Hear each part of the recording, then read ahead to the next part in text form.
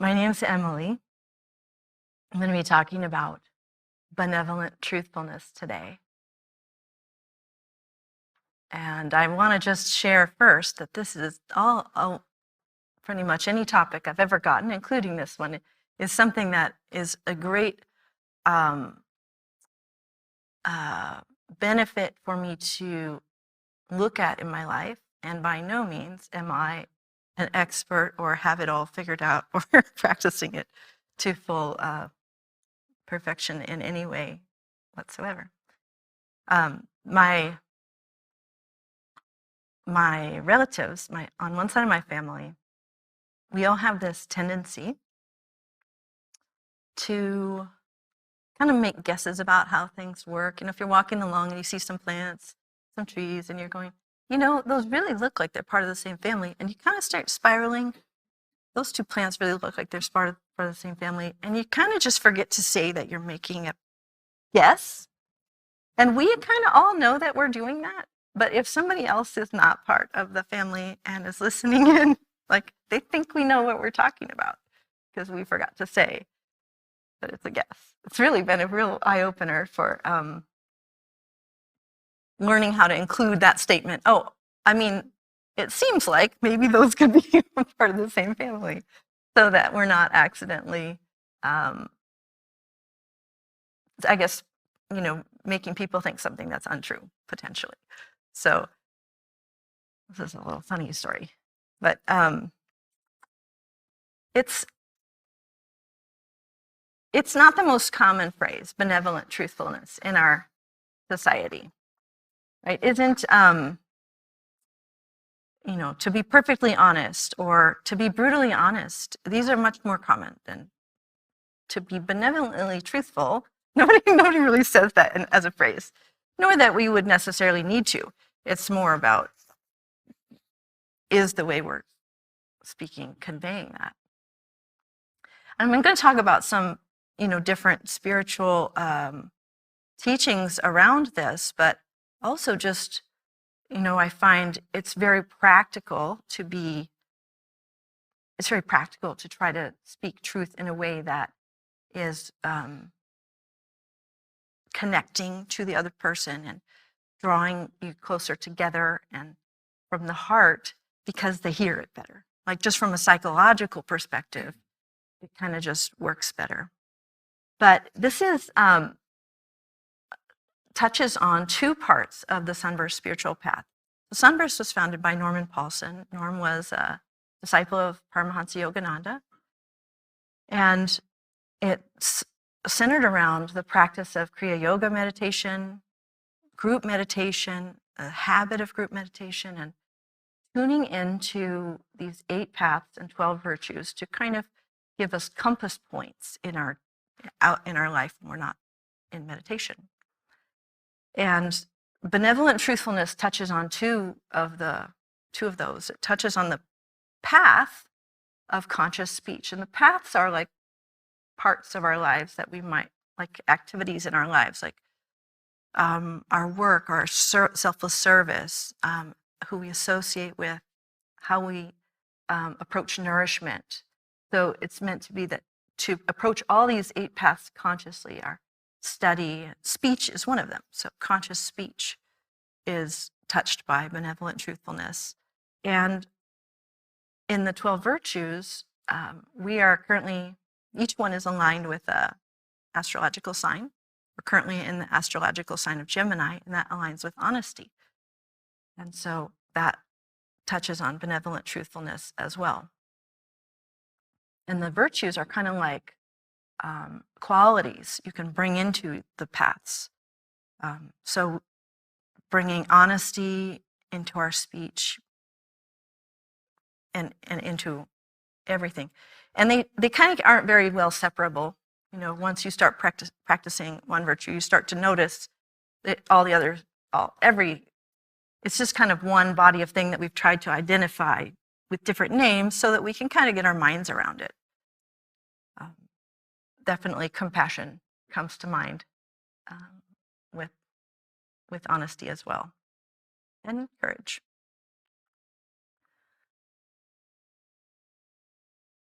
So I mentioned Kriya Yoga meditation, so that's out of the roots of yoga. And if you study any of Patanjali's Yoga Sutras, you might be familiar with there's 8 limbs. One of is the yamas, which are the things you like you abstain from or that you are regulating in your life. And so 2 of those yamas are satya, which is truthfulness, and ahimsa, which is nonviolence. And so in our truth speaking, we can bring in the lens of ahimsa, of nonviolence. There's a whole system called nonviolent communication, which I am not well studied on, but some people in this room are very well studied on. And just ask around at brunch and everyone will know who to point you to. But there's lots of ways out there in the psychology and self-help world. You can learn how to communicate in a way that's kind but still true.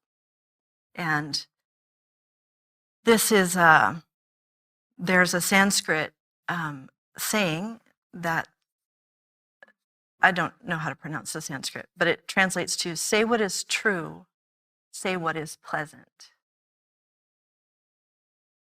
So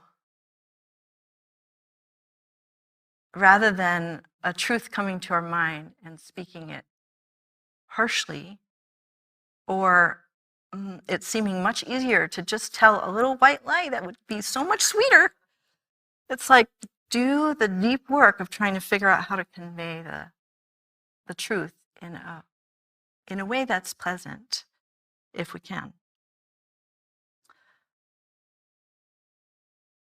The inspirational quote on the song sheet, you may see it there, is from Thich Nhat Hanh.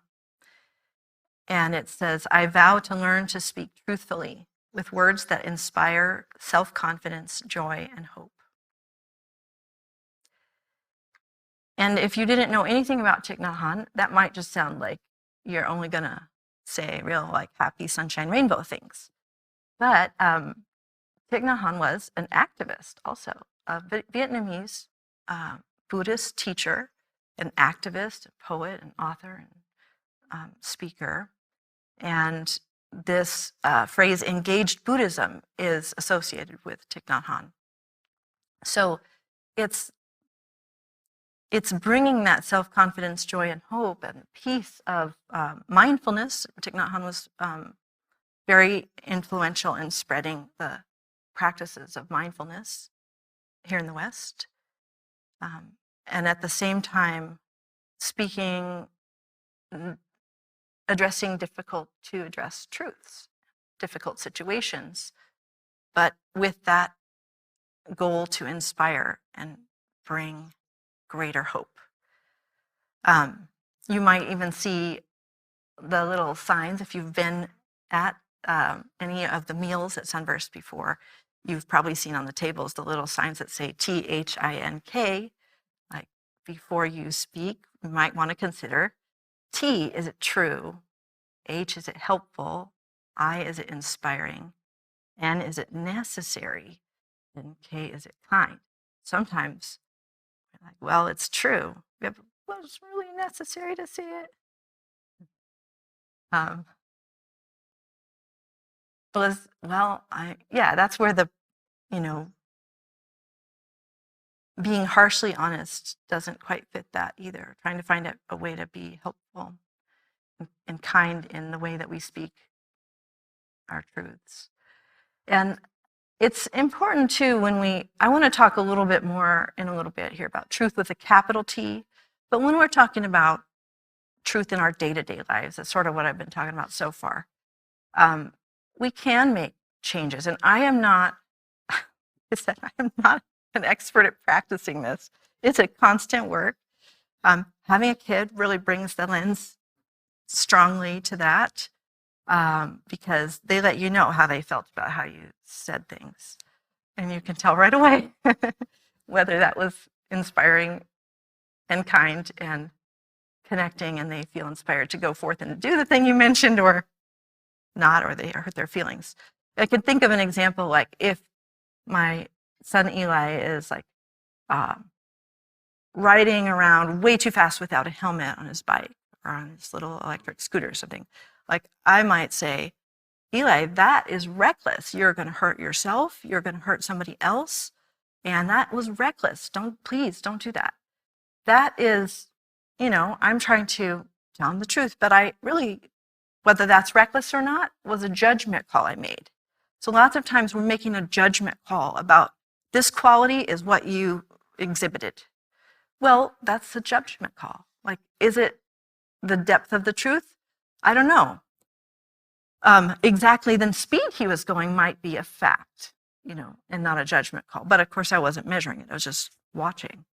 And the thing about, you're going to hurt yourself, you're going to hurt somebody else, that's a prediction. That's not even a fact. It might be statistically likely, or something like that, or historically like historically, even in his life, seem like a likelihood. But it's still not like the truth, the fact. Really, the truth was, wow, I saw you riding without a helmet, and it looked like it's faster than you usually go. And I was really worried that you're going to hurt yourself, and I was really worried that you're going to hurt somebody else, because that's how I was feeling. And that is really a way to speak it that's true, and he can maybe relate to, wow, I didn't realize I was worrying my mom so much. Of course, he probably realizes he's worrying me, actually. So help me out next time you hear me telling him something's reckless. Remind me what to say. Oh.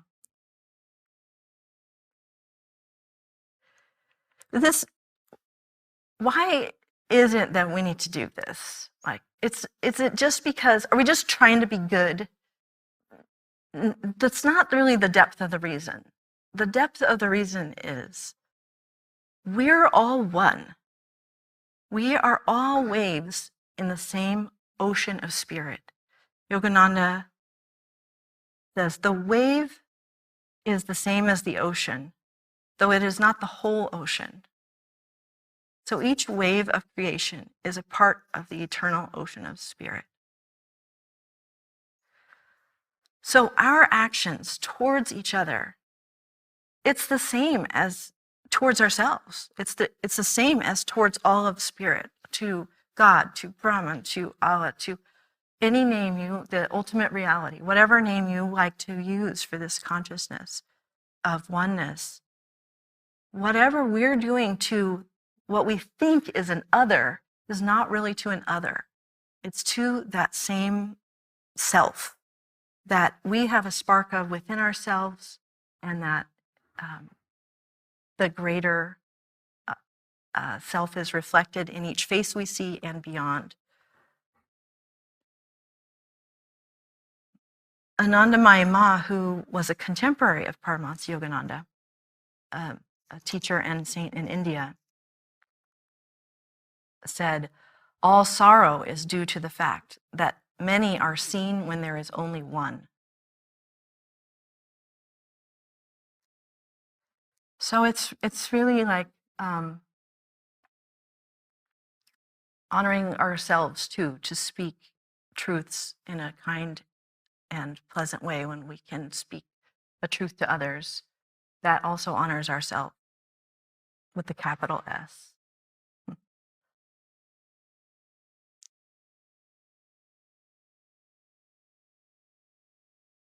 You see that in the golden rule, which is through all different religions: do unto others as you'd have them do unto you. And it has different formulations in all different religions, and because of that underlying oneness that we have, we are doing it to ourselves. And to think of how the person that is on the receiving end is receiving it is honoring that self within each one of us.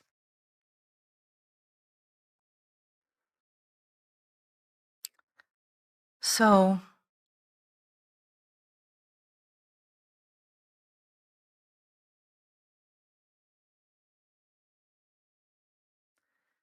There's also a question of how to know, how to find that truth.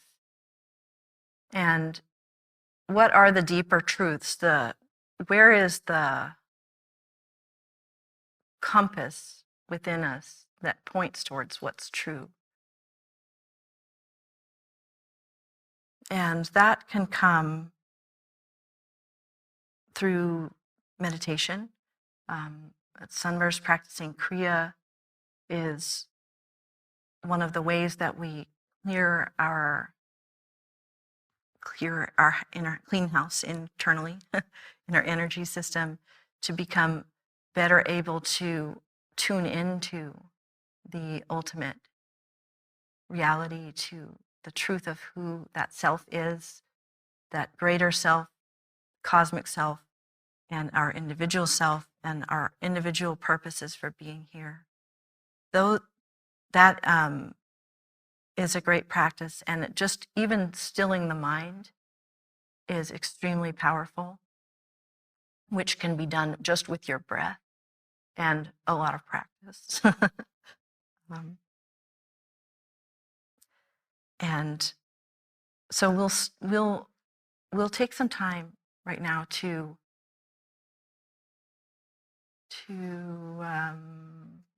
meditate together. Yogananda stated that the purpose of this life is to find yourself, to know yourself, capital S, self. And you can seed that thought. You can seed the thought of benevolent truthfulness. You can seed the thought of reveal thyself to me. You can seed the thought of who am I. They'll both ultimately lead you to the same place. The deeper and deeper you practice those, or if you just want to listen to your breath coming in and out quietly, just the ever so slight whisper that you can hear of it, or the cool incoming breath you feel and the warmth you feel coming out, or you can feel your abdomen rising and falling, can help you stay tuned into your breath as your mind wanders and you come back to it. But let us try to tune into the source of truth within us together. And Nicole, it would be really great if you would like to play some bowls, just a little bit, and then that can also be something you can help you concentrate on as you hear the final sounds dwindling away to quieter, quieter, quieter, quieter, and they just echo into the quietness. So if you haven't found a comfortable place to sit, we're going to sit for about 15 minutes. So go ahead and find a place in your chair or on the floor that allows you to sit fairly straight with the least amount of muscular effort. It often helps to put your knees in a way that they're below the level of your hips, and your hands can rest in your lap. I like to have them close to my torso, on my thighs. And we'll just pay attention to the natural rhythm of your breathing. If you have learned Kriya Yoga, you can also practice that.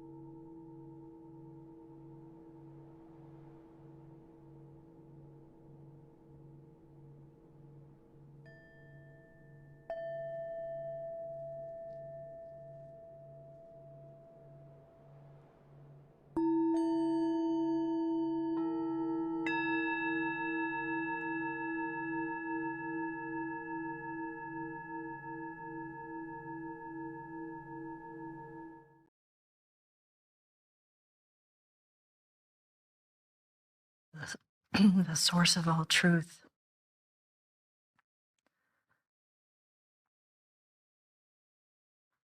I am that I am.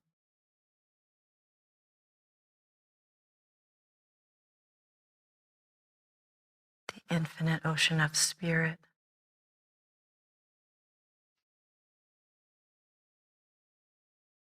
The eternal divine consciousness.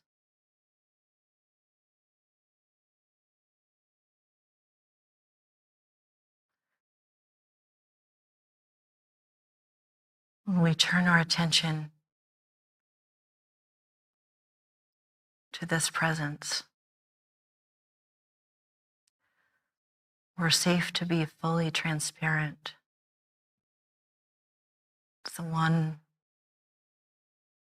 relationship in our lives, one place that we encounter in our lives that we're guaranteed to be completely understood,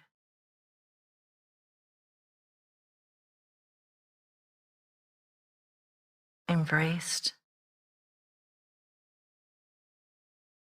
just as we are, foibles and all.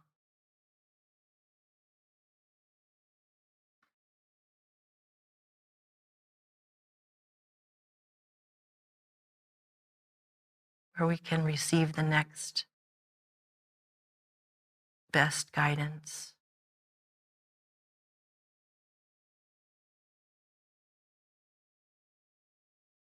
For steps to take in our lives. Where we can begin to understand our own nature, the layers of thinking of ourselves in these forms.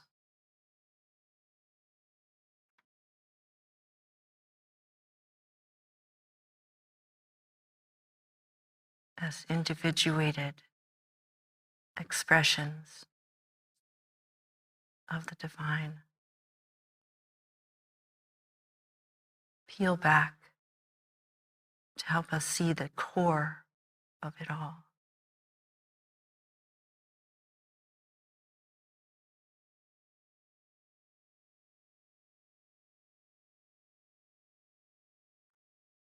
And then bring that back out into our unique and beautiful expressions of the divine. Each one of us entirely unique from each other. Each one so beautiful and worthy of love.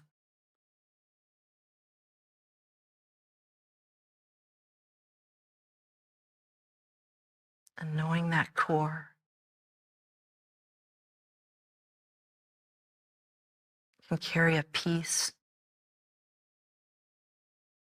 within us that cannot be realized from outer circumstances.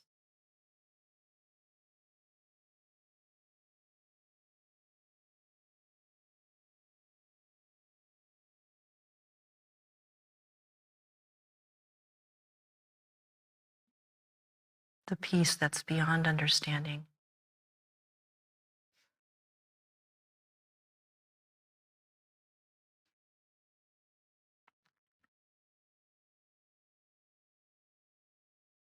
Motivates our love and compassion for ourselves, for all others. We're really not other at all.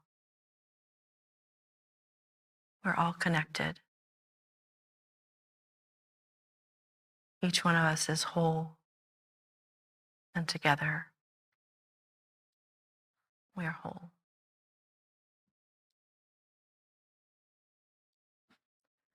I want to read a part of a poem from Norm Paulson's book, Sacred Science.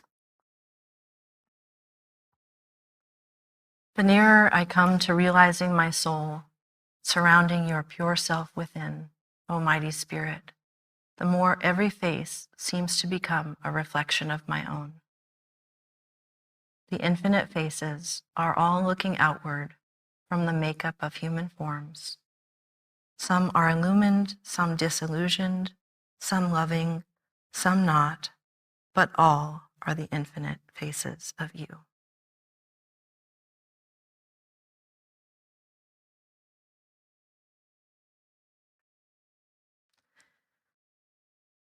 If you'd like, you can join me in a short prayer. Divine Spirit, your truth resides within us. Help us to uncover it.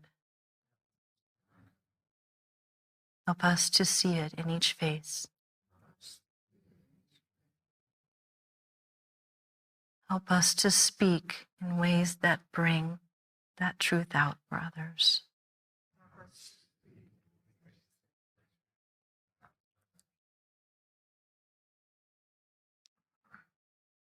May we be vectors of peace and kindness.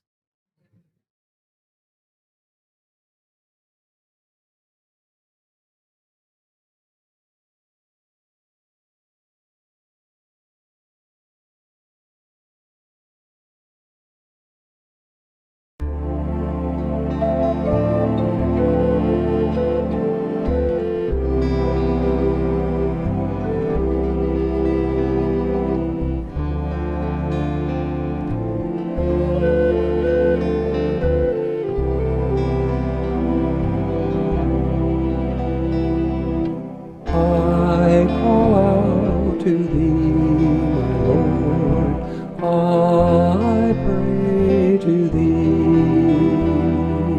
Give me strength and grant me grace and wisdom that I might see you all around me.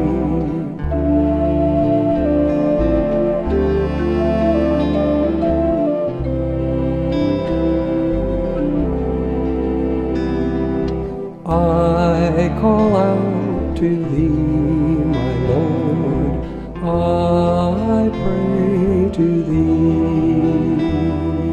Give me strength and grant me grace and wisdom that I might see you within me.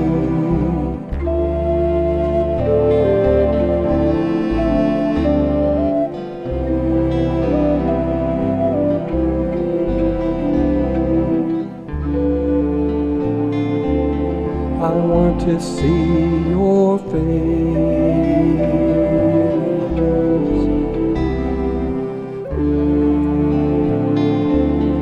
I want to hear your voice.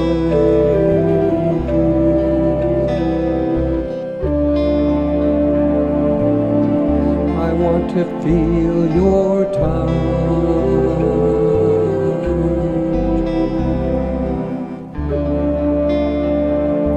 Help me to feel your love.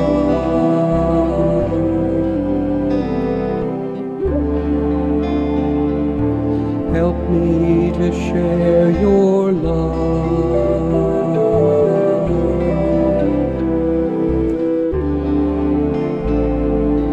Help me to share your love.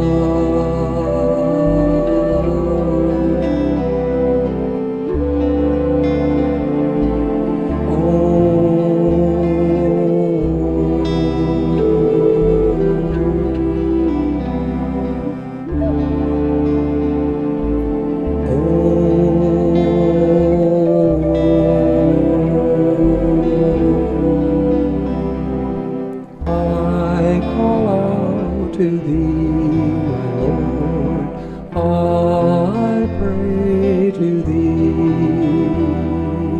Give me strength and grant me grace and wisdom that I might see you all around me.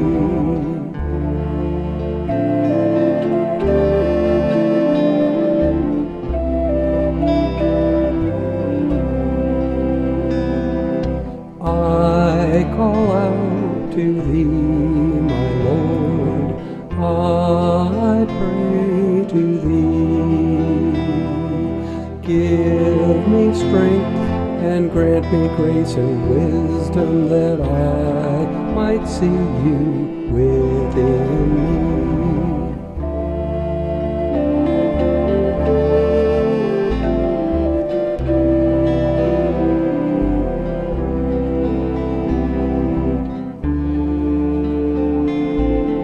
I want to see your face.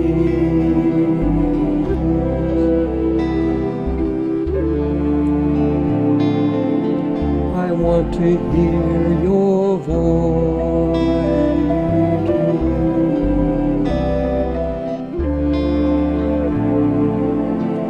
I want to feel your touch.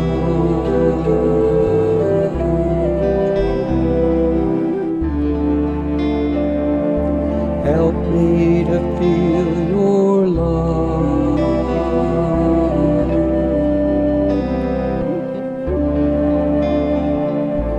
Help me to share your love.